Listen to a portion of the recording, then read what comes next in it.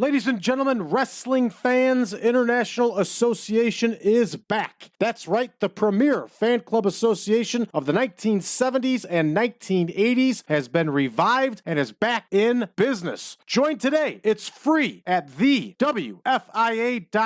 That's thewfia.org. You can also join us on Facebook at facebook.com/groups/WFIA 1969. It's elevated power bombs and Epsom salts. It's the year-end edition wrap-up.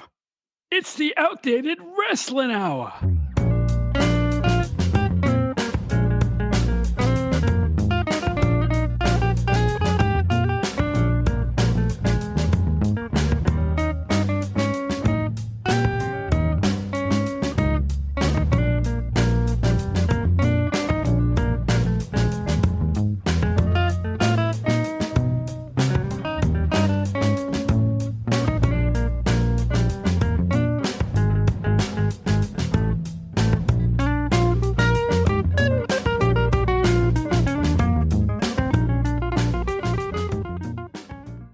Hello, Los Angeles, California.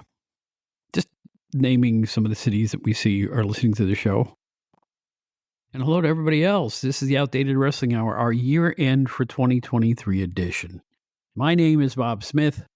I used to be with Pro Wrestling Illustrated and the GC London family of magazines, as well as several other titles in the pro wrestling world in the 80s, 90s, into the 2000s. And I'm so glad you spent a lot of this year listening to this show. I really appreciate it. It has been a blast for me, and I hope it's been every bit as much fun for you. We're going to have a three-pronged extravaganza here for you to listen to.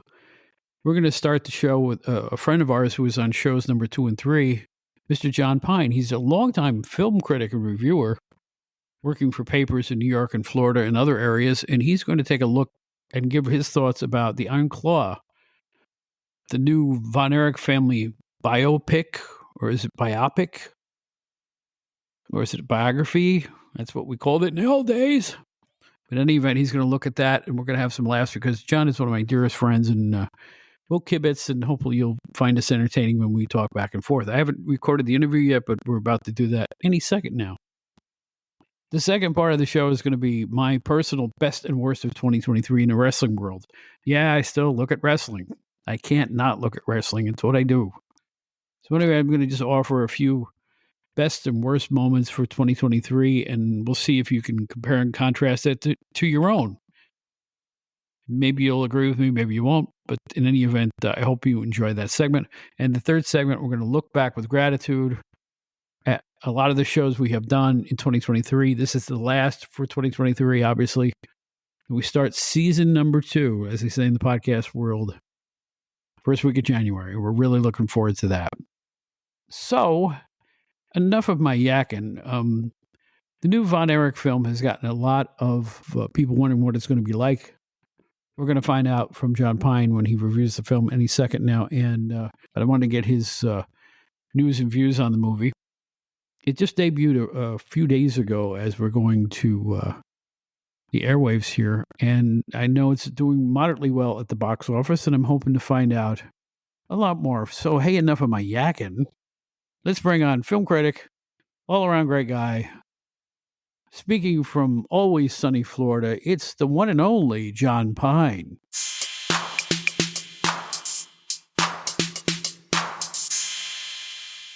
Jon Pine, how are you, old friend? I am older, but doing okay. How about you? I'm old too. Happy New Year to you. Yes, you too. This is going to be one of the rare podcasts for me in that we are literally having this discussion on Thursday night, and at midnight it will be on the airwaves. What do you think of that? That's pretty snazzy. Yep.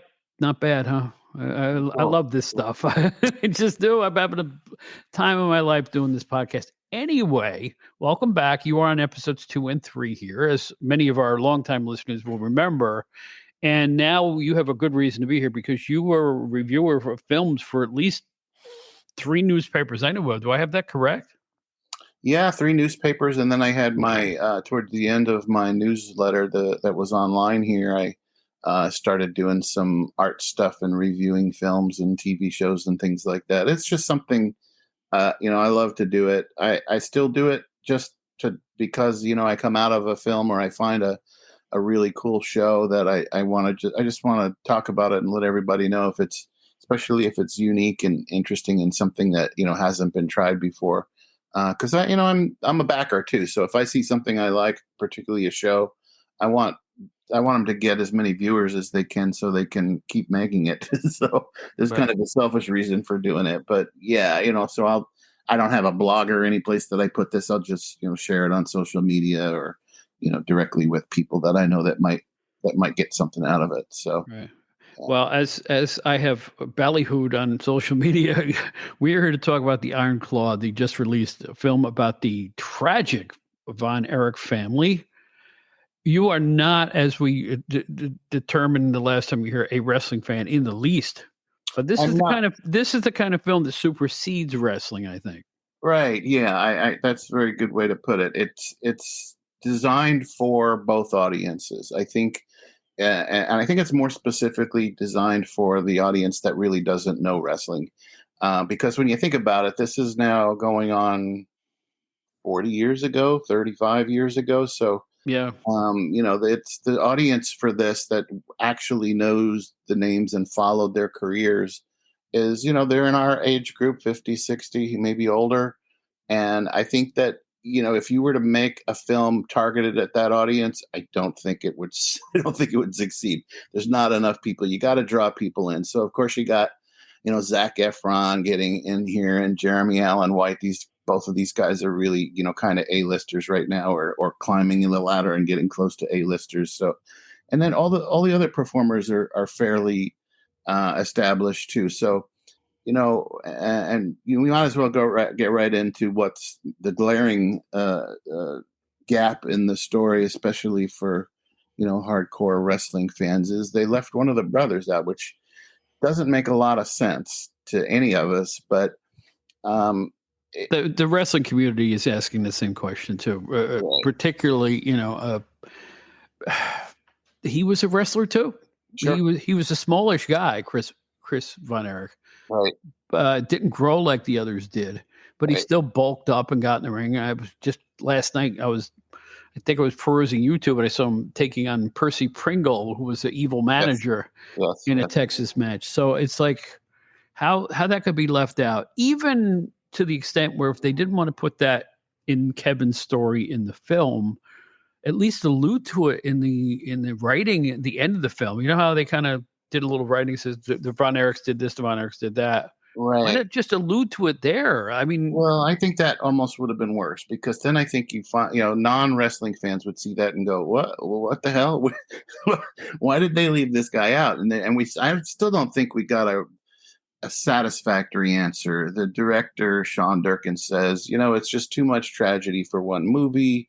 It's obviously it's a low budget or lowish budget independent film. So, you have to go around and scrounge up your backers. And if you tell them, this is a sad story, there's no way around it. It's the facts are that, this poor family suffered tragedy after tragedy. And if you piled one more on, one of the backers might have said, what, nobody wants to see all this ugliness and bad news in one film. I'm backing out. I'm not going to back this movie. So I get it, but at the same time, it doesn't hold water to me that you would leave it entirely out. I mean, the oldest brother died at, I think, age 6, and they talked about him. Right. So they could very easily have thrown 5 or 10 or 20 minutes in about Chris to tell his story. What I read, he was only about 5'5", 175 pounds, and he had asthma. And a lot of the prednisone that he was taking for the asthma made his bones brittle. So that's like the worst case scenario for a wrestler. So and he bulked up. I mean, I remember they used to show him just as a little kid from time to time with the family. Mm-hmm. 700. They were on a 700 Club, the whole family, one point.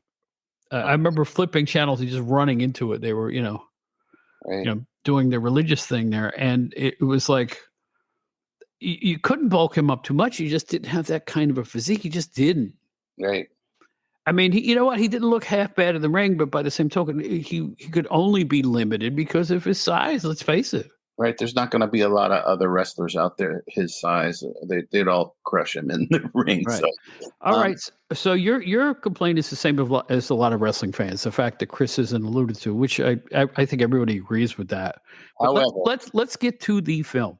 Well, however, You sat down and you saw it today. I wanted the listeners to hear this. You just saw it a few hours ago, literally. Right. Let me just back up and say, films are stories and directors are storytellers. Once you give that director your story to tell, that's it. They're going to put it together the way they want to put it together. Now, that said, I believe Kevin Von Erich was instrumental to some degree. I don't know how much. I'd like to hear what he has to say about the fact that Chris was left out of this. I think there's a lot more that was left out of this. That's why in the beginning it says inspired by a true story, because they took so many liberties and artistic license.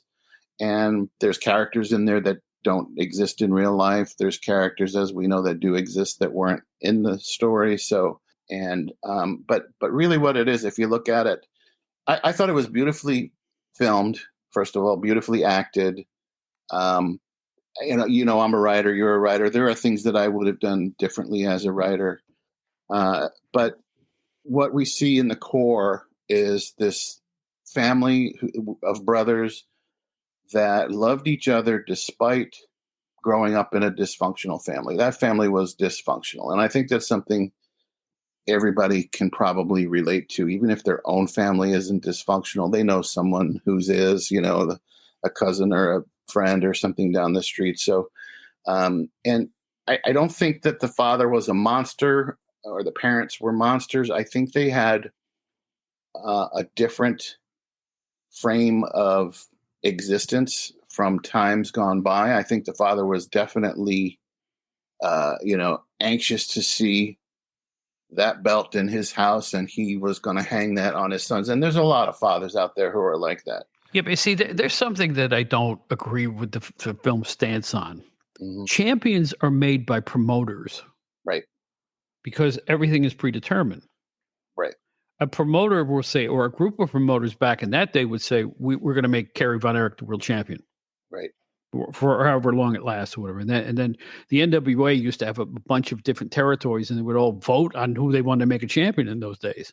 Right. Now there's a scene where Fritz is talking to Kevin and Kerry about who gets the next title shot. It wasn't up them. It wasn't up to them to determine that. That would be what happens in a real sport. So they blurred that line a lot in the film. You know what I mean? And I wanted to ask you about that. When Pam and Kevin, they go on their, I don't know whether it was their first date or one of their first dates, and they're out eating ribs and all that. And Pam alludes to the fact that, well, it's all fake, isn't it? And Kevin says, fake. There's nothing fake about it. But then he kind of demurs a little bit. And Pam says something like, well, the matches are scripted. But then do you remember how Kevin described it? I thought that was very apt, but maybe it's bullshit. You can tell me. He goes on to say that wrestling is more like it's a performance and each match is an audition. And it's based on your performance. If you do well, you get a belt and a title, and that's like a promotion. Right. But that has nothing to do with wins and losses, though. I think that if someone's charismatic, can give good interviews, is handsome like he was, you know what I'm saying? Those factors. There's a guy in the WWE right now named LA Knight who has all those factors. Good looking, great on interviews, dynamic in the ring. He doesn't have a championship yet he's probably one of the 3 biggest stars in WWE right now. Do you see what I'm saying? It's right. It's determined by the promotion, not the wrestlers themselves. Well, that also came into play in the family competition too. Remember, Kevin is doing an interview and he's stumbling over his words and he has to start and stop over again. And David happens to be in the room and he's kind of goofing around with him about it. But when David finally gets his opportunity to speak, he's right on the money. He was a natural in front of the mic, and lo and behold, he passed over Kevin later on in his father's eyes, and his father was the one that pushed him out in front. So I think because Fritz was involved in the industry, he wasn't just the father of these 3 wrestlers or 4 wrestlers. He had his own business. So I think he had a little more pull, especially when it got more popular in where was it, Dallas in Texas. So I think, you say they sit around and decide who's going to be the winner or the loser. I think he had a little bit more pull in the back rooms, Fritz owned World Class Wrestling where they plied their trade most of the time. Right. The dad owned the company. Right. So, here come the sons. And it's one of the rare occasions where they deserved that spot. So every one of them. Let me tell you, I was around in that era. They drew like crazy in all the brothers. They were major stars. They were on the cover of the wrestling magazine company I worked for all the time. That was the other question I had for you, because at the time wrestling was way down on my list of interests, but hot girls pretty close to the top. So I saw that scene where his first match, and all these hot girls are lining up to go see these guys. So you're telling me that was pretty accurate? Totally accurate. And if that's so, I missed out. that's where all the hot girls were going. At least in Texas they were. At least in Texas they definitely were. Yeah. Yeah. Oh my gosh, that was a big key to World Class's success. I mean, they drew 32,000 people in a football stadium to see the Ric Flair Kerry Von Erich match. Right. That's in that era that was huge. Right. And you don't do that unless you have a varied crowd.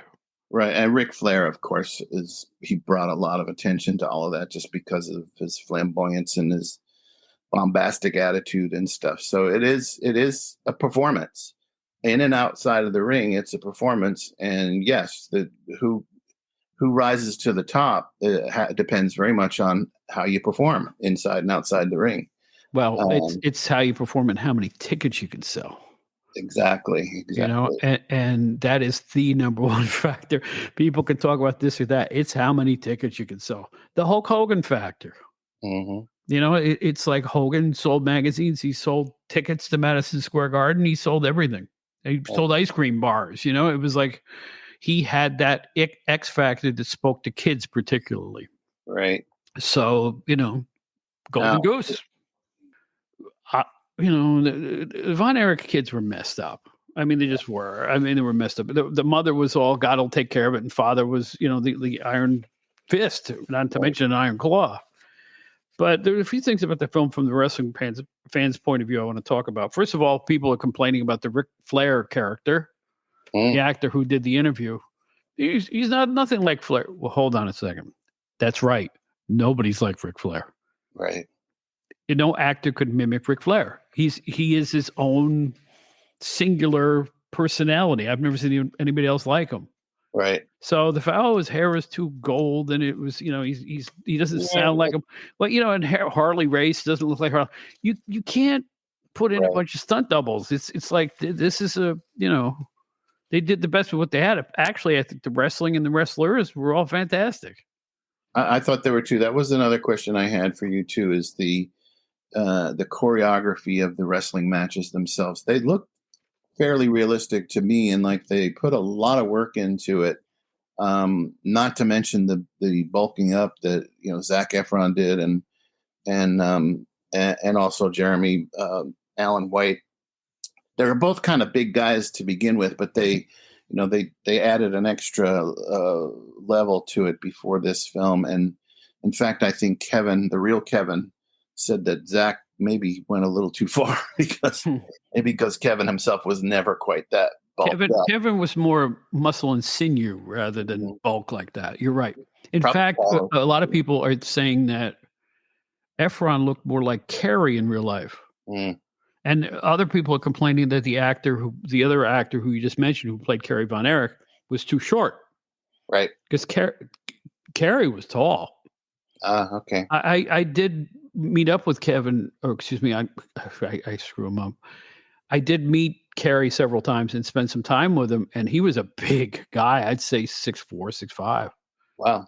Yeah. So, yeah, I understand why it's not. They're not exactly as they were in real life, but you want the right actors for the roles, And I think they did the best they could with. There have been other biopics or biopics or biography films where the actors look nothing like the subject matter. Well, it's a story. You're telling a story. It's not a documentary. It's not the last film that will ever be made about this family. It's not the first film or TV show that's been made about this family. It's one guy's interpretation of what went on. And it was a lot. That family, there was so much going on inside and outside of that family that you probably could have made 6 or 7 hours worth of film and not really represented at all. So it's got to stop somewhere. And it's one person's interpretation of what else goes on. But I get it. The real diehards are going to look and say, oh, well, that didn't happen, or that was out of sequence, or this guy did that, or they didn't represent that. But overall, to the average person, I'm way outside the wrestling community, and you're deep inside. So you got to average the two of us, and that's the audience for this film, because they need to sell tickets and they needed to make it a success. And the way movies are done now, you got to have that money before the thing even opens. Mm-hmm. So I can understand there are a lot of hands in the making of this film, and the director said that Chris was in the script right up until about 5 months before they started shooting. And it was a very difficult decision to do what he did. Again, we can argue till the cows come home whether or not it was the right decision. But the rest of it, overall, I think it was a much better than average film. I really do. I think it's an important story. It rings true, as you say, in a lot of ways. And like I said, compared to the superhero crap that's out there and the other stuff that's, the fifth or sixth sequel to, an okay first movie, it's hard to find these gems in the middle of what they're presenting out there. I agree. You know what? Let me back up a little bit. And I want to talk about, first of all, I thought it was a very good movie. Yes. As a film. Right. It was colorful. It was unbelievable cinematography. I mean, yes. The wrestling sequences looked exactly as they looked on television, with the fonts they used on the screens and the style. And it looked of its period perfect, other than a couple of wigs, maybe. Right. But I thought it was really well done. And the characters hooked you in. Yep. I mean, Lily James, how could you not be hooked in by her performance? And Zac Efron was excellent. Yep. And as the focal points, I thought they did a spectacular job. They had real chemistry, and I didn't expect the romance to bloom that quickly in the film. Right. And I thought it was refreshing. At least that romance cut into the the dour feeling that you got from the rest of the movie. Yeah, right. Give us some good news in the middle here, or I'm going to just go home and want to shoot myself. This film sticks with you. It just does. The vibe of it. But now I want to go back to real life when I'm sitting in the offices in Rockville Center, New York, as one of the editors at Pro Wrestling Illustrated, and I started in 1988, right? And during that year, one of the famous wrestlers who was depicted in the film, Bruiser Brody, a real brawling superstar, was murdered in a shower in Puerto Rico. Holy cow! By a wrestling promoter down there.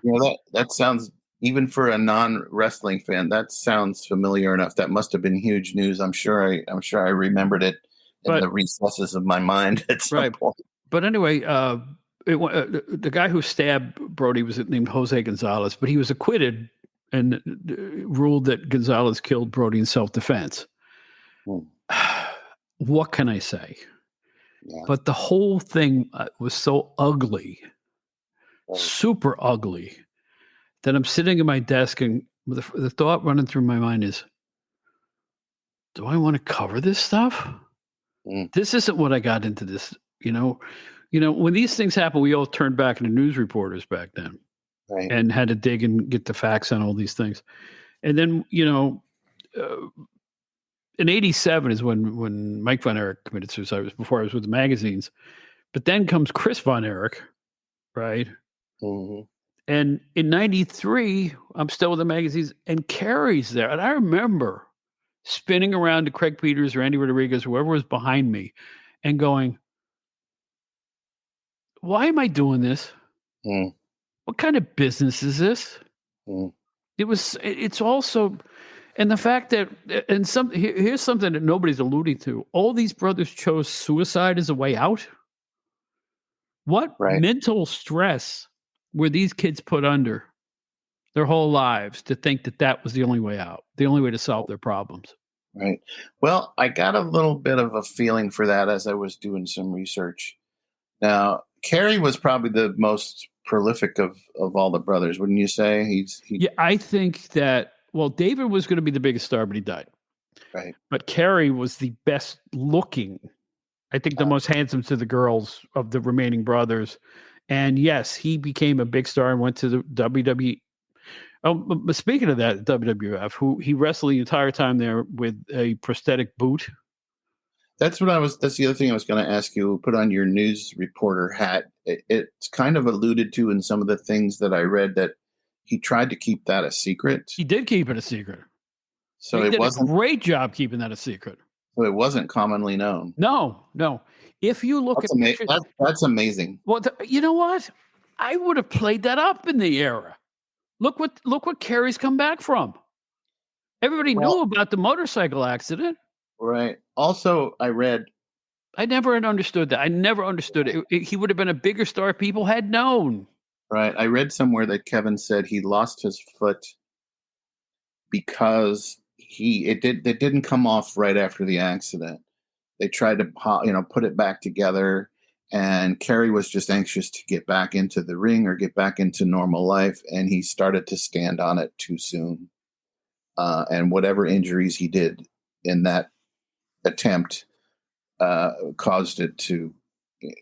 The only option after that was to amputate, and that must have been, first of all, painful, and second of all, frustrating as hell to try to stand up. And I mean, the maneuvers that you have to do in the ring, can you imagine without having a foot to feel the floor that you're standing on? And when you bend your foot and you're just on the ball of your foot, or maybe you're on your toes, or you're tipping this way or tipping that way, how important it is. He must have had to work extremely hard, first of all, to do it, and then to do it so well that nobody noticed. I mean, he wasn't drop kicking. He wasn't drop kicking. He did well. He performed better than most people who had two working feet. Well, I will say his style changed. It had to, I'm sure. But none of us thought about that. We just thought he was getting a little older, and he went into the WWE with a new shtick, as the Texas Tornado, they called him. But if you looked at his boots in the WWE, they had fringes on them. Right. A lot of fringe on both. So it hid the fact that one boot was thicker than the other. Right.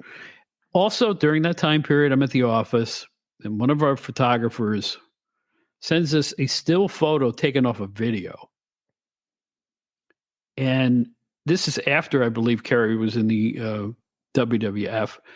And it was an AWA match, and I believe it was against Colonel De Beers. I could be wrong. This is my memory talking, but I saw this photo. We were passing around the office. Carrie's boot had come off in the midst of a match. And I believe he's sitting by the ring apron.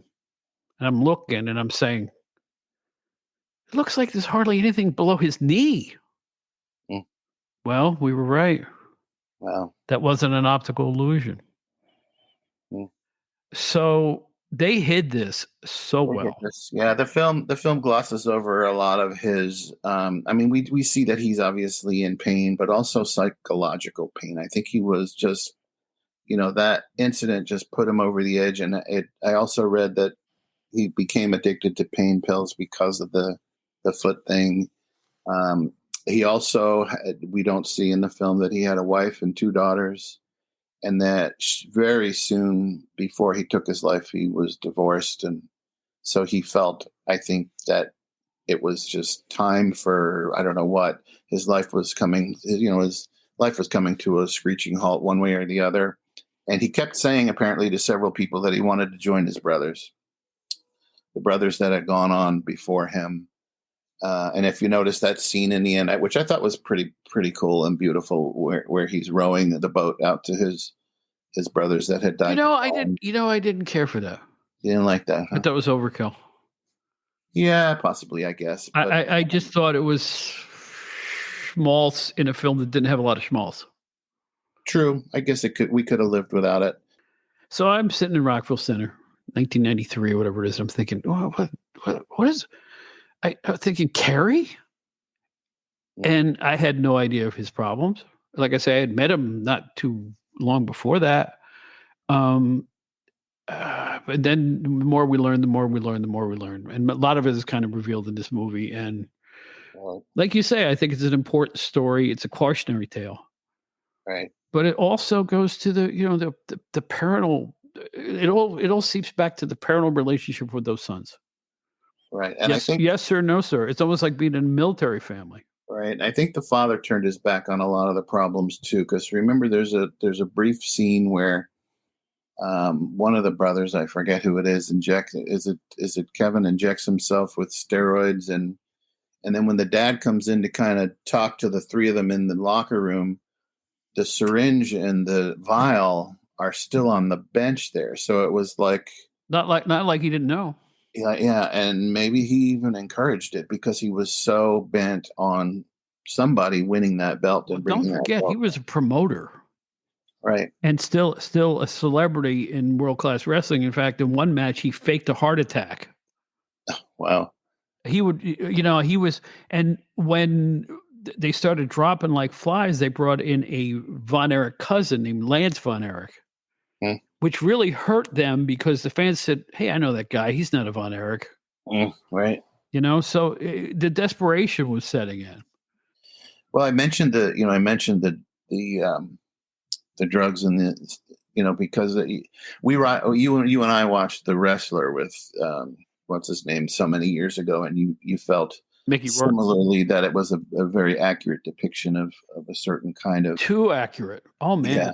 Of the wrestler, even star wrestlers 30 years later sitting at a but you know what isn't accurate today? I think the fan conventions are hugely attended and nobody's sitting in a dingy room waiting for someone to walk up and do an autograph. I think fan conventions have become very, very popular, and they're people like the accessibility to the stars of yesteryear, and that's why they're so popular. But you know what? You and I have discussed this. I like movies about people.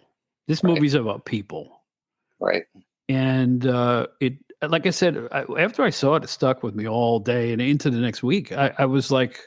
Actually, I saw it on Christmas Day, and yeah, this is the week. Yeah, okay. And I'm like, wow. I mean, it really moved me in ways I didn't expect to be moved. Mm-hmm. Mainly because of the strength of the performances, particularly Efron. I think he does a spectacular job in that movie. Absolutely. So it's worth seeing, and it's worth debating.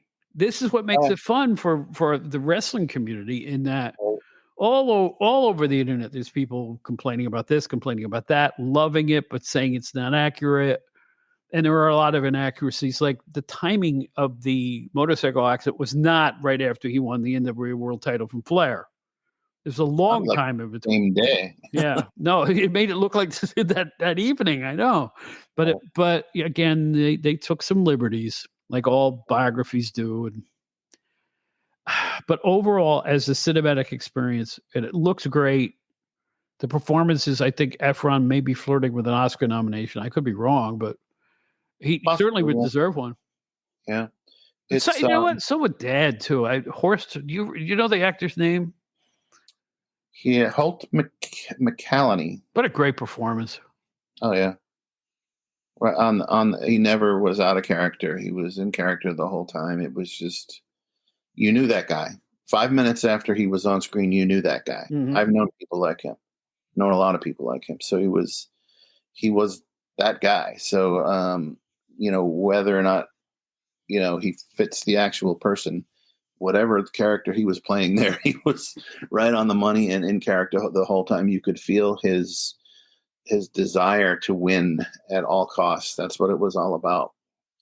And he even, they even touched a little bit on the fact that, the one son there, was it David who liked music, and No, that was actually Mike.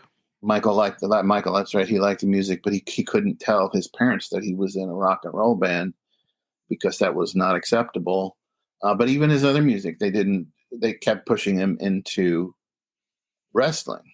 And then you hear this amazing story that dad was a classically trained musician and he gave it up because he didn't see that he was going to make any money from it. So for him, it was all about winning and earning money. Yeah. And He was a promoter, like I say. That was his main focus. Star ratings out of 5, what do you give it? a strong 4. Yeah, maybe, same with me. Right on the money. Maybe Yep. 4.5. If it depends. There's parts of it that were 4.5. Certainly, the production quality was good. The choreography was excellent. The lighting and the camera work, all great. Script wise, there were some issues, of course. Even if every word of this were true, there were some issues with it. They could have, like you said, you didn't really care for the boat scene, and there were some other things in it that I felt could have been done a little bit better. But here's the deal, though. See, this is where it taints it for me being the knowledge of the Von Erich family like I have, or just being a wrestling fan. If I didn't know all of this, I would have thought the movie was way better than I'm giving it. You know what I'm saying? In other words, I would have thoroughly enjoyed this just as a story. Right. If it was fiction. Right. But the fact that there are inaccuracies and stuff that they glossed over, and that happens. knocks it down a peg. That happens all the time. Look at that film, The Greatest Showman. Have you ever seen that? It's a musical, and it's all about P.T. Barnum, who was a creep. Right. He treated his workers terribly. He treated animals abysmally. But you would have thought he was the second coming of Christ if all you saw about him was The Greatest Showman, because he takes all of his sideshow freaks and kind of elevates them to whatever. But he was same thing. He was like Fritz von Erich. He wanted to make money. So there's one fact at the movie that I find really, really true. I'll bet if you asked any of the Von Erich brothers, do you regret wrestling? I think they all would have said, no, I was thrilled to be a wrestler. I think the act of being a pro wrestler superseded all their troubles. And that was their oasis, really, when they were in the ring. Right. I've known a million wrestlers, and they all say the same thing. It's like, when I was in the ring, that was home. That's the way they felt about it. So it doesn't damn the sport at all.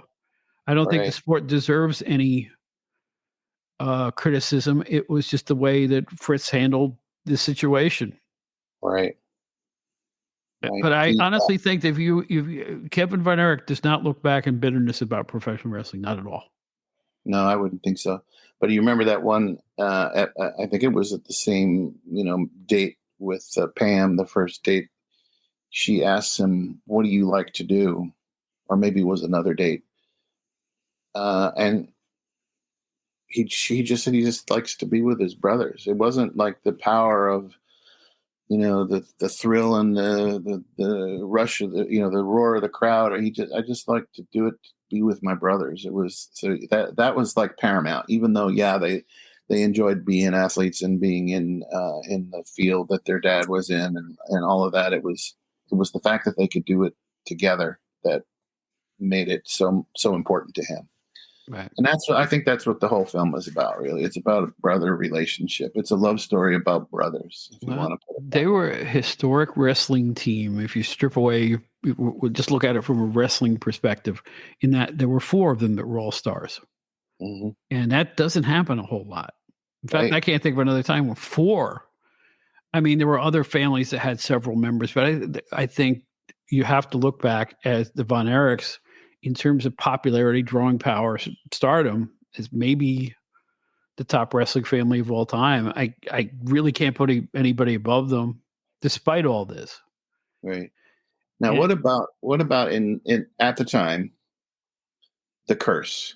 Was it really talked about a lot? Was it just this? Nobody talked about Von Erich curse. Not my field. Okay. Not my field. No. Okay. So they didn't take advantage of that and make outlandish headlines over it and all that stuff. No, hardly. No. Not my magazines. I never heard of a Von Erich curse.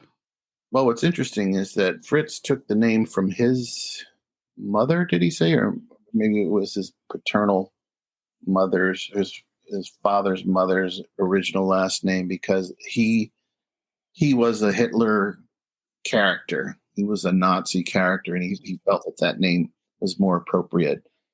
But it seems to me like his sons were more on the good guy side. They were. Although when they first started, I distinctly remember David being a heel. He was a bad guy for a while in a different territory. Right. So they flipped back and forth. But when they all became smiling yellow rose of Texas carrying good guys, they were just like you say. The girls swoon. The guys wish they were them. They defeated guys like the Freebirds and other baddies, Abdullah the Butcher, and all these people that came through Texas. They were huge stars, and photogenic enough where they would end up on our magazine covers a lot. Long before I was there, for years before I started, the Von Erichs were probably in the top 5 of most. I'd say, easily in the top 5 of most covers. One of them, all of them, some of them. They were always around and they were always popular. To see it all collapse the way it did in terms of a business too. Right. I mean, World Class, of it, like in the film, World Class eventually fizzled out and was sold, and it nobody saw that coming. But that was a part of the product of the WWE expansion, and nobody could stop it. It was like a freight train rolling through, and it ate up all those territories. Right. And I don't think Fritz helped much in that regard in the end. But you know what? They made history. They were exceedingly popular. Right. They were nice memories. If I look back at just the wrestling, they're the great memories of World Class. A very good but flawed film. A very good but flawed film. Not enough to make me not recommend it. Do you recommend it to others to go see? Absolutely. Yeah, there's just something about it. It's too well done. Yeah. It's too well done. And some of my contemporaries have said that, the inaccuracies ruined it for them. And I understand that point of view. I really do. It's up to the eye of the beholder. But I think in terms of quality of script, of acting, of cinematography, of direction, right, I think it's very well done. So anyway, John, thank you for doing this. I really appreciate it, particularly your past as a reviewer. And I am unabashed. John and I are really good friends and have been for decades. And it's at times like this, I'm glad I can get him on the show because I think he's a very knowledgeable fellow and always entertaining. John, do you enjoy coming on? Or I do. I don't know, unless there's another wrestling movie. Right. It'll be rare, I don't know if I've got anything more to contribute that your listeners actually give a shit about. It's all right. It's okay.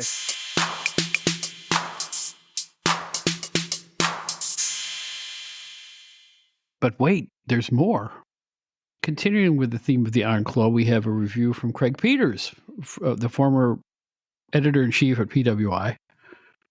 And he left a review on the 22nd of December on the IMDb website entitled A Disappointing Hint at What Might Have Been.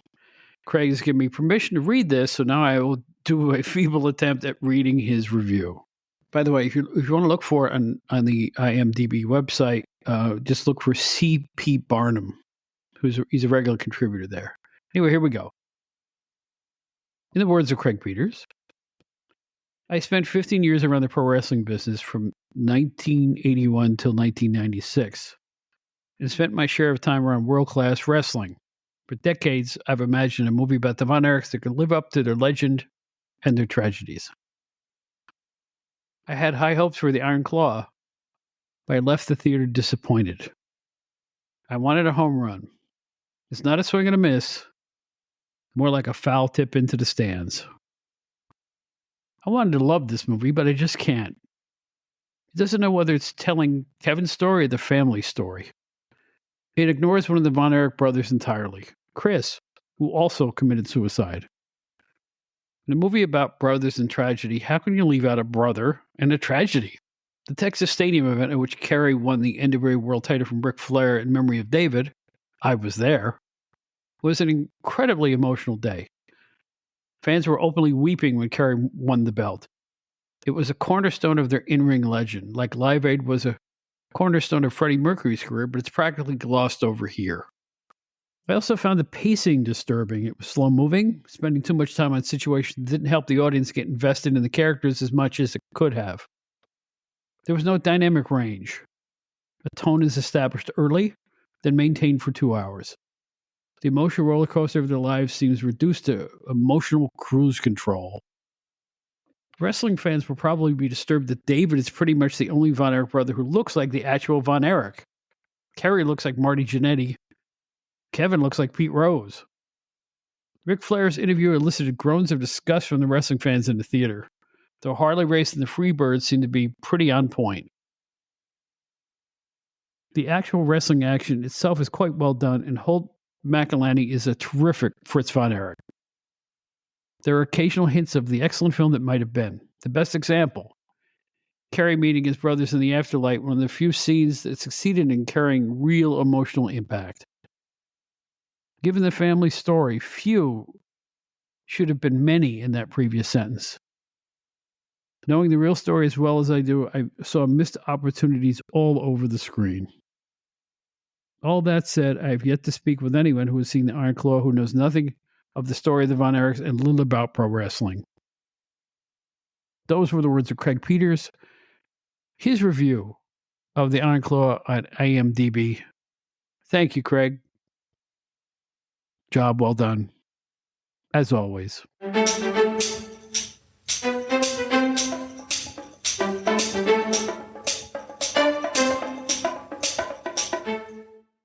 So, yeah, I'm going to surprise you guys and let you know that I still watch a bunch of new wrestling.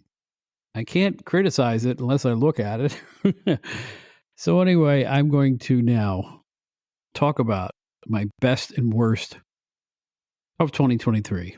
Just a few observations to leave the year on an acerbic note, as it were, and a happy note too. There was some good stuff. Here's the good stuff.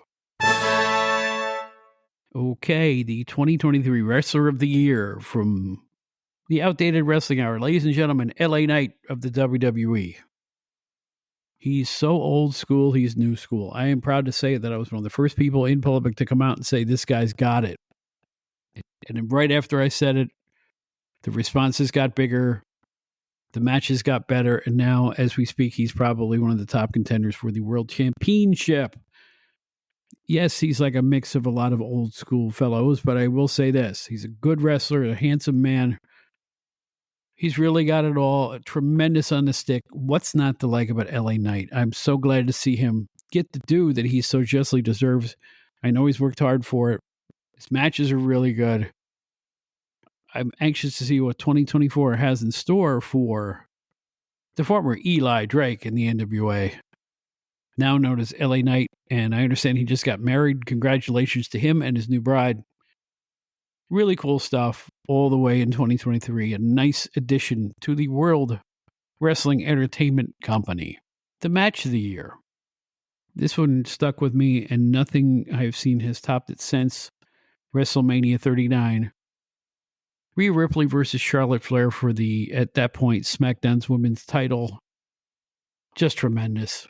The women are the equal of men's wrestling, no question about it. And Rhea Ripley is one of the major stars. If you wanted to call her Wrestler of the Year, you could get away with that too. Plays her role fantastic. Has a look, vibe, feel, and sound virtually like no one else ever. Totally original. Always spectacular, no matter what she does. From talking to smirking to working. She's got it all. She's a strong, charismatic champion. She could probably hold the belt for 2 years and nobody would get tired of her. It just seems that way. Even people were in a good guy, bad guy, and there's still a few of them out there. cheer for Rhea Ripley. I think the Judgment Day is getting old. I think Roman Reigns and his bunch is getting really old. But she outshines the whole deal. And Charlotte Flair, another great moment from her in her Hall of Fame career. Rhea Ripley versus Charlotte Flair, WrestleMania 39. If you've not seen it, avail yourself of it. You can thank me later. A couple more awards here. Tag Team of the Year. Drum roll, please. Well, that's not a drum roll. Okay, that's fine. I really liked the ring work of the Street Profits. I thought they were smooth as silk, and what aerial stuff. I mean, just really incredible. But they're not going to win because the Lashley thing ain't working for me. They're almost mute. They were so good on the stick. I really think they'd be better off in their old guys and maybe feuding with Bobby Lashley somehow. So by default, in a bad year for tag teams, the tag team of the year is Kevin Owens and Sami Zayn. Their WrestleMania win in the main event is testament enough for that, I think. The moment of the year for 2023, CM Punk walking onto the scene of WWE at the end of War Games. You can literally feel the roof flying off the top of the arena. Incredible. Just incredible. It's exactly what needed to happen in the wrestling scene. A great comeuppance to AEW and their ridiculous tomfoolery. CM Punk is back home. He is where he belongs, and he's going to main event probably for the next 2 or 3 years. Good for everybody. And speaking of AEW, let's look at the worst of the year. I could say a lot about AEW. You know, the blood drinking deal, Leatherface. What a great year, huh? The complaining that fans actually noticed that the arenas are a quarter full. That's okay, fine. Here's the worst AEW moments of the year for me. Tony Khan's hugging proclivities. Photo after photo of him bear hugging people with his eyes closed, head to chest, as if he just adopted a puppy. That's how much of a mark he is for his own talent.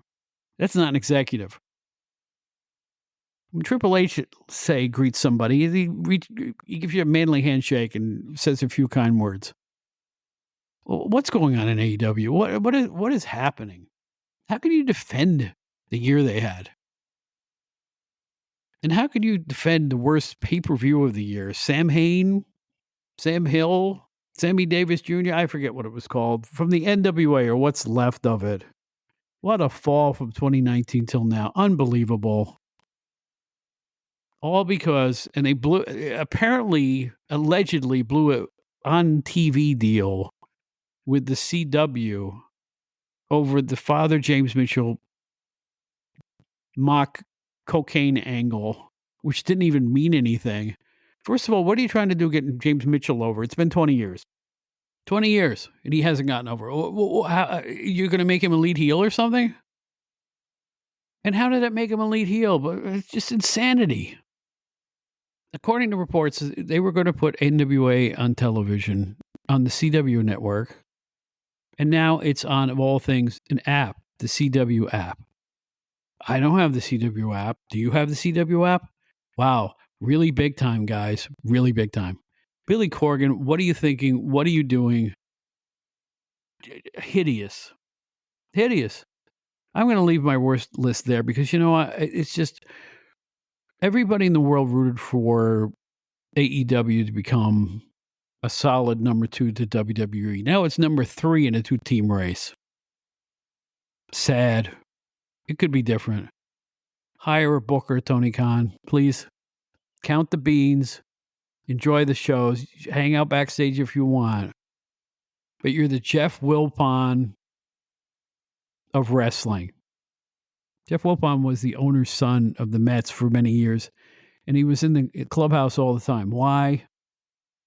Well, pretty much to hug the players and, kibitz with, and mark out over his own players. That's not how sports works. Tony Khan ain't how wrestling works either.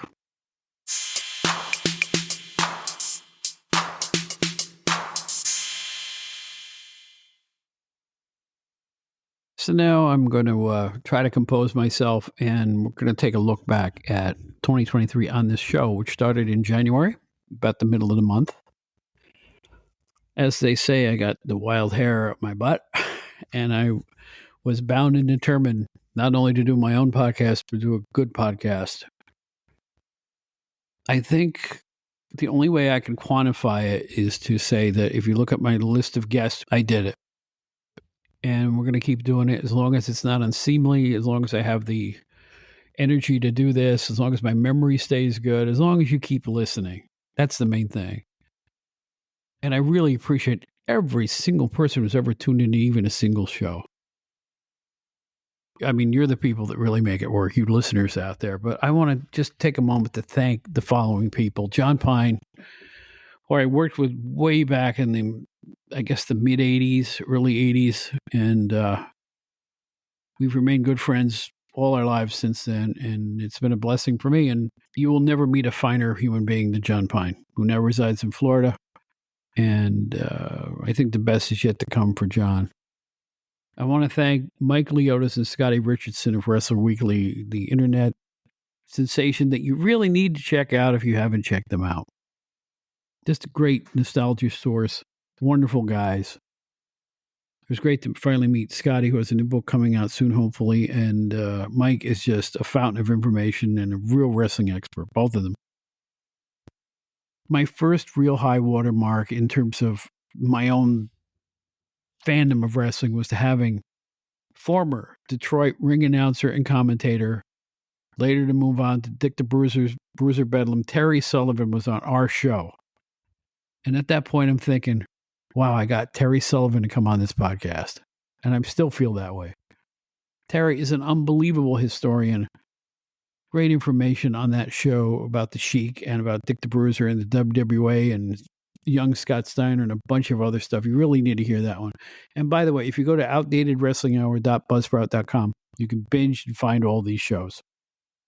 Very easy to find. They're all on that one page. Take a listen if you haven't heard those early shows. Twice we've had Liam Savage on from the wilds of Canada, as I say. And he was with the Front Row Material podcast. We are both podcasting refugees, as it were, good. Because the best is yet to come for Liam, and the best is yet to come for me. I'm already proving it on a weekly basis. That's what I'll say about that. Liam and I both got a kind of a chip on our shoulder. Good. You know, motivation is can come from a whole mess of different places. And I'm looking forward to having Liam back as often as I can get him on the show. He really knows his stuff, has a great perspective on new and old, and a good guy, too.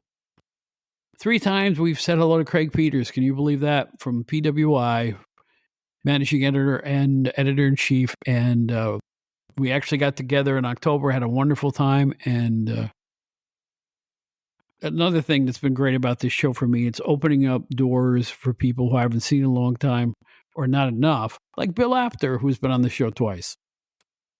Look for those shows. Bill is always irrepressible. And Bill and Craig are about as good as it gets. They have a special part in my heart, in my life, and I'm a very lucky guy in that regard. I want to thank Brian R. Solomon for coming on the show not once but twice. First time to talk about the Sheik book. Second time to talk about his work on his upcoming biography of Gorilla Monsoon and his wonderful comic book compendium. You've got to find that, called Superheroes! From Ant-Man to Zorro. I'm paraphrasing the title. You can find it, Superheroes by Brian R. Solomon. What a great guy. I mean, so talented. He's so talented, so prolific. He's also working on 2 podcasts and everything else. His great podcast is called Shut Up and Wrestle on the Arcadian Vanguard Network, the gold standard of podcast companies. And by the way, I want to thank Brian last. I did have a communication with him this past year. And Brian, I really appreciated it. You tell the truth. You've always told the truth.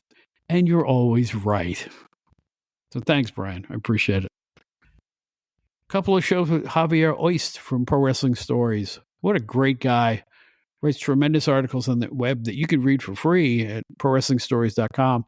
Check him out and check out the shows he did. did a really good show, I thought, on the Bruno Sammartino and Larry Zbyszko feud, which I continue to think is the greatest feud I have ever seen or ever will see. A couple of shows with Joe Puccio, another prolific wrestling writer from here in this area, in the New York City area, and I can't thank him enough. He's a tremendous talent, and it was really good having him on the show. We'll talk to him again soon. Broadway Sonny Blaze is somebody I helped give coverage to when he was a young little sprout, running around with his own ring and on the indie scene here in the Long Island, New York areas. And he finally worked for about a year and a half, maybe 2 years with the WWF. And it was a good experience for him. And he talked all about it on this show. Sonny, one of a kind, along with Chris Michaels and other rookies from this area back then. I was proud to give him a little publicity, a little push in the magazines, and I'm really glad that I did all these years later. I got to meet Dave Dynasty, one of the great historians, a real WWA expert about the Indianapolis Federation there, Dick the Bruiser and all the permutations of that particular program and those cards. Just, I'm in awe of Dave. Dave does it all. He's got 2 great podcasts now. Look him up. You won't regret it. He's about as good as it gets when it comes to nostalgia. He really is. And then the first show that got us some big headlines all over the wrestling world, we gave the first publicity to my friend Todd Gordon about his new book. We were the first people to feature it and get quotes about it, and it exploded all over the web. I guess I should thank people for putting it out there. I will say that none of them they all copy off each other, and they all got the name of the show wrong and stuff like that. But I was glad to see Todd get a little push on the book, because the book's fantastic. And so is Todd, and I value his friendship. And I got to actually see him in Philadelphia when I went there. And it is amazing. You cannot see people for 3 decades, but when you get together, it feels like old times.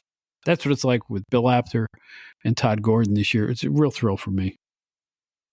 And the list goes on. We had Rod Bland on. Rod is a blues drummer and the son of the famous Bobby Blue Bland. And people go, why did you book a musician? Here's why. The guy knows as much about wrestling as anybody I've ever met. What a fan and a great guy. And you got to hear him play. He is about as good as it gets. If you're in Memphis, check him out at BB King's Club and around the scene there. He is non-pareil. He is as good as it gets as a drummer and a musician. Nick Clark, the artist out of Philadelphia, you've got to check his work out too. By the way, go to Facebook, type these names in. You'll find out about these people. But Nick's art is unlike anything else. People are saying, why are you booking an artist? You can't see it on a podcast. It's like booking a flower show on a podcast, which makes sense. But Nick is one of a kind and a wonderful guy who does one of a kind work. Check out his work. Fellow podcasters were all over the place, like Jared Hawkins, who's also a referee, and Mayor John McCall, and Nate Maxon. Thank you all for being on this show and for allowing me on your shows too. It's just been, I can't put it into words how grateful I am that you would waste your time with an old fart like me on your shows, but thank you. I don't know what to say. I really am humbled, but the fact that people let me on their podcast as well, it really means a lot to me. Joyce Paustian, in her AWA photo book, we talked for 5 minutes. I felt like I knew her for 20 years. Just a super fan and a super person who did great work. And that book is got the vibe of a great old school wrestling magazine. Check it out. It's available now through her. Again, find these people on Facebook. They're all over the place. From Minnesota, we had the staff from the radio show Wrestling Memories Then and Now, Glenn and Michael McCurdy and Glenn Burgett. I just want to thank them. I want to have them back on the show too. They were wonderful. What media pros they were. Just great.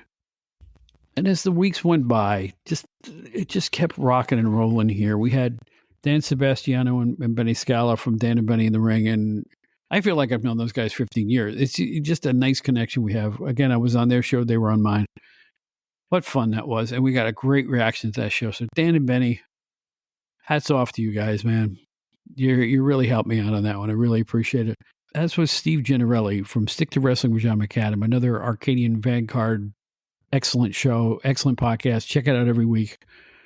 They do incredible work there. And Steve's a great guy. Another fellow, we just started talking and bang, got better as it went along. It was our highest rated show ever, that particular program. So I have to thank Steve so much. We'll hopefully have him back if he'll come on. I would love to have that happen. George Shire, the Minnesota historian, one of the great books of all time. George, thank you. If you haven't gotten his book about the AWA, you've got to pick it up. George Shire, SCHIRE. Go to Amazon, type it in, get your book. You can thank me later for that. Brad Drake of the WFIA, who, by the way, doesn't he sound like Lenny Poffo? His voice is similar. I thought so anyway. Another wonderful guy who has revived the Wrestling Fans International Association, and he's even charging people to be a member. How altruistic. But you know what? It's a good vibe I'm getting from him and the board there. And I need to say thank you for coming on the show. Rick Del Santo. Rick, your podcast is fantastic. You're a great guy. You're doing so much for the indie scene in the Connecticut and New England area. I just want to thank you profusely for being on our show. You're especially kind to me. I'm just very, very thankful for your friendship and your kindness. Very few people as cool as Rick Del Santo out there. He's helping perpetuate the entire wrestling scene. I think you're going to hear a lot more from him in the months and years to come. I really do. Paige Von Hess Sutherland. What a beautiful lady and a beautiful person.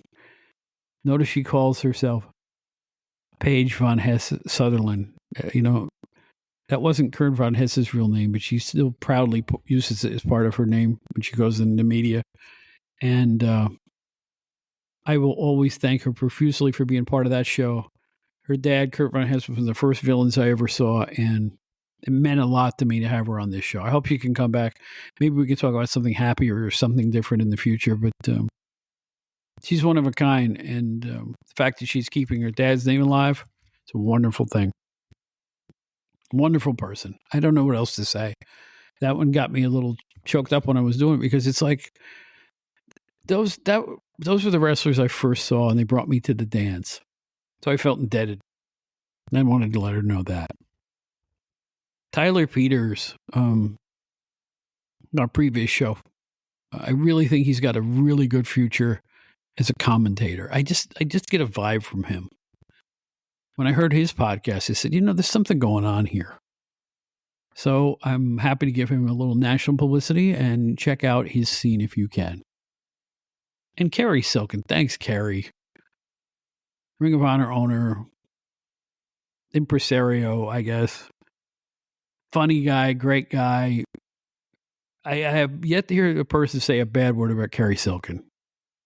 I also want to give a tip of the cap to Mike Morrish, who was featured on our first look at the AWA on this podcast. His great memories of actually being a young reporter covering AWA events. I think he was just 16 or 17 years old. Just a great story. Got to thank Mike for coming on the show. And we're trying to get him back on soon, hopefully, and we'll go over the Central States territory and his memories of that. Speaking of Craig, I want to call out the show that we did called the PWI Process, where we really did take you inside the offices at Rockville Center and detailed the painstaking work we did to put out Pro Wrestling Illustrated and all the other magazines we did. It is a real look inside. I don't think it's ever been expressed anywhere, any place. If you're curious how we put all those magazines out, listen to that show. Go to, like I say, our website, outdatedwrestlinghour.buzzsprout.com, and look up the show called The PWI Process. You won't regret it. You folks have also heard from the hilarious Anthony Pyrus, who did the incredible Joe McHugh imitation to start the show a couple of episodes ago. I think I want to publicly invite Anthony to come on this program and become a guest because he's such an effervescent, upbeat guy. I think you'll enjoy what he has to say. And if you look back at all these people, what a year. What a year. We've had guests virtually every week lately. I don't know what to say, but thank everybody. This has been like a fountain of youth for me. The calendar says I'm kind of old, but I don't feel it, and I don't think I sound like it. The brain is still working, and we're going to keep trying to bring you a few laughs. I should thank my staff announcer, Bob, 20 minutes from now. That's the character name. I want to thank Brian Teo, who performs the theme song. Hold on a sec here. Guitarist extraordinary. You can find his work on the web. Check him out. Also check out Kevin MacLeod. Our original theme, Boogie Party. He runs a very unique music organization. Nobody else like him, and he's really talented, and they're great musicians. And I'm very thankful I have access to their music. Our website, Outdated Wrestling Hour. Buzzsprout.com. where you can hear every single show that I just talked about. They're all right there. And you can learn about the Outdated Wrestling Hour fan club, where for a nominal fee, you can help perpetuate the future of the Outdated Wrestling Hour with Bob Smith. We have Zoom meetings that are a lot of fun. The last one was great, by the way. I had that a couple of weeks ago. Wonderful Zoom meeting. And thanks for the 5 guys that showed up. I really appreciate all of you. And I gave away a prize. Okay. It's 2 in a row where we gave prizes away. Every couple of months, I'm going to do one of these things. But the Zoomers really do help us perpetuate the show for a nominal fee, like $3 a month or whatever you can contribute. It really does help. And I'm very, very grateful for all of our fan club members. I can't thank you enough. So as I sit back here and I'm pondering what happened in 2023, on a professional level, I'm back in the wrestling media, and it has been one of the most fulfilling things I've ever done since the PWI days. In any event, I started this podcast on a whim, really dug my teeth into it and my fingernails into it, and I'm proud of what I've got to show for it.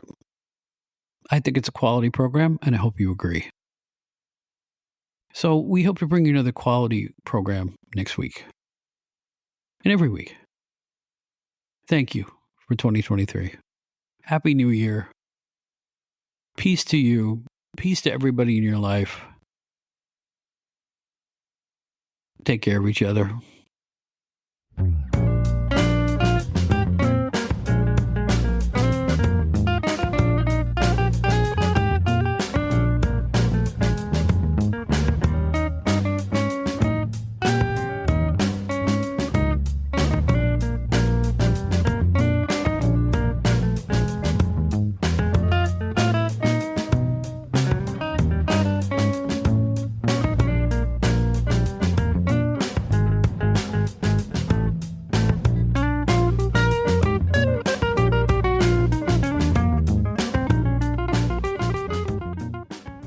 Hey, we're still not finished. It's a podcast Easter egg. It's the tale of a intro that went wrong at first. Enjoy. It's body slams and sits baths. It's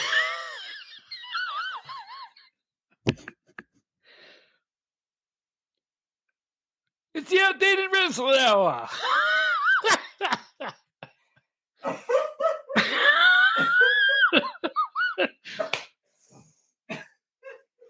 It's the Outdated I think I can cobble this, but be quiet, everybody. It's the Outdated Wrestling Hour.